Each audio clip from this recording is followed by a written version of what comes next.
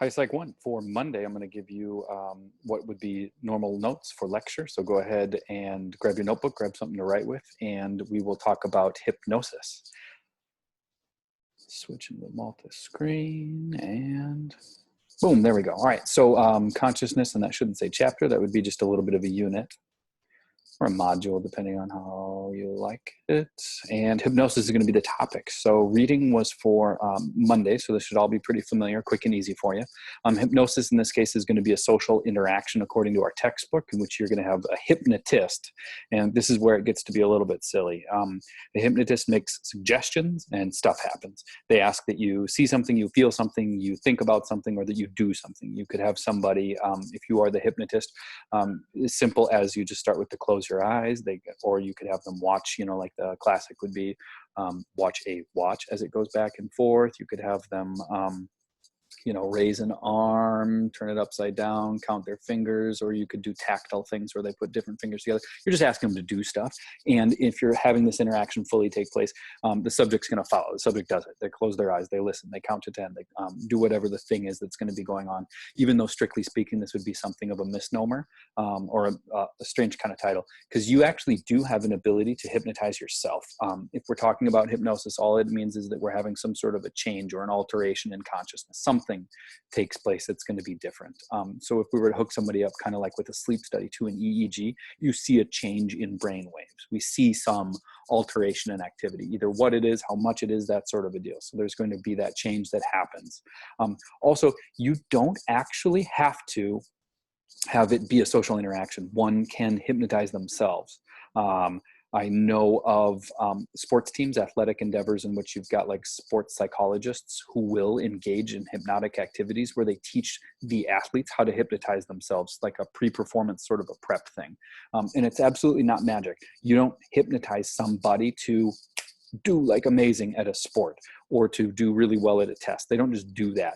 What you actually have them do is use the hypnosis to calm themselves, to maintain that cool, that calm, and to do some like visualization of what will I do? What do I think I should do? What do I want to avoid? That sort of a deal. So they get it in mind, and you get a lot of benefits from that mental rehearsal. So you can certainly hypnotize yourself, and you don't see that subjects would like sit in front of a mirror, hypnotize themselves, and then like get in some sort of a stupor and stay there and forget whatever's going on. That's absolutely not the case either.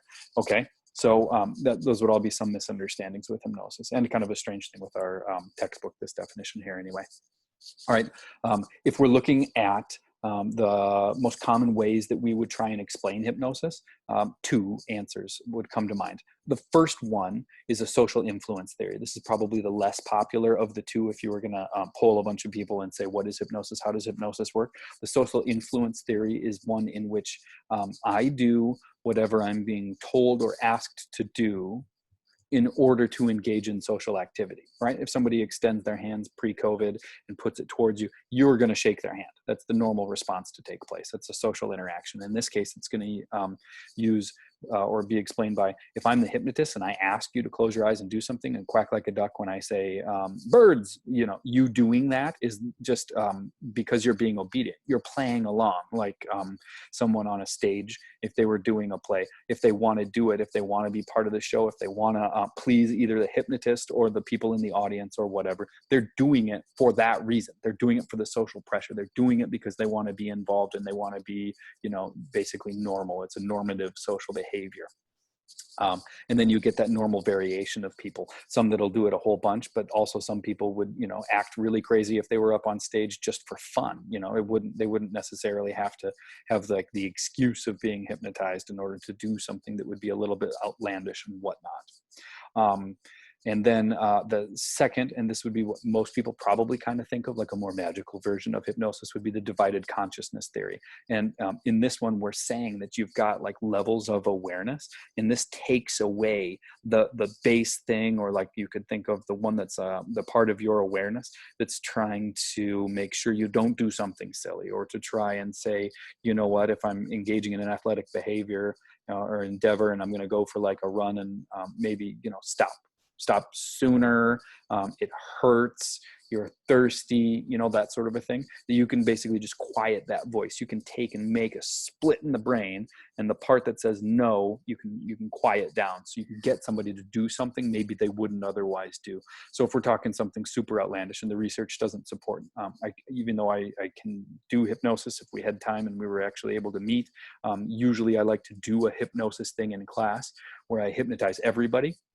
But all I have you do is the positive visualization sort of a thing. I have you think through and look at the thing and see a thing, and then imagine that you're going down an elevator, and there's a whole bunch of stuff to it. And then I have you, you know, do more progressive relaxation, and eventually you're supposed to see something. Okay. But if I hypnotized you to do something that you wouldn't under any circumstances do otherwise, like murder, the divided consciousness would say the part of your brain that says, no, it'll hurt, you're going to harm somebody, no, they have a mother, whatever that sort of thing is, that we're quieting it, as opposed to the social influence theory that would claim if I asked you under hypnosis, you wouldn't do it. Like this research shows you don't murder people. If you're not going to murder people normally, you're not going to do it under hypnosis.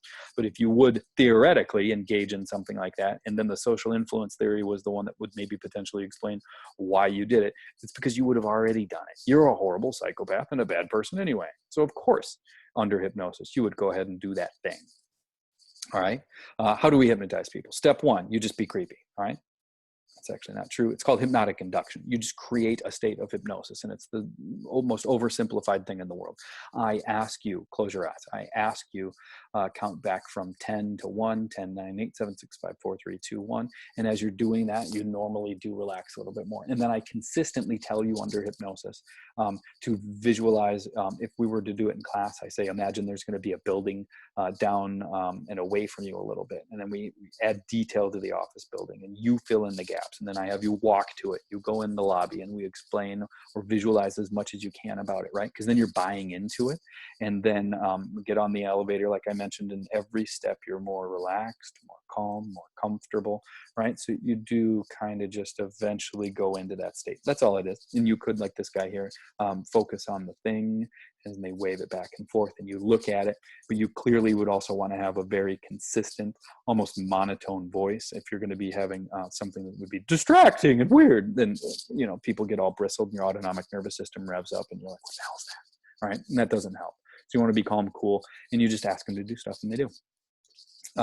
Also, there is the easiest term in the world for psych, hypnotize ability. Your ability to be hypnotized, and this varies from person to person, situation to situation. From forever going with stats, you get like the bell-shaped curve. There are some people who would be way up here high, 10%-ish of the population were super hypnotizable. My roommate from college was this way, so I could hypnotize him almost instantly. But I could never get him to do anything he didn't already kind of want to do. I could usually just go, Joe, 3, 2, 1, hypnotize, and then ask him to let the dog out. I had a dog in college, and he would probably do it.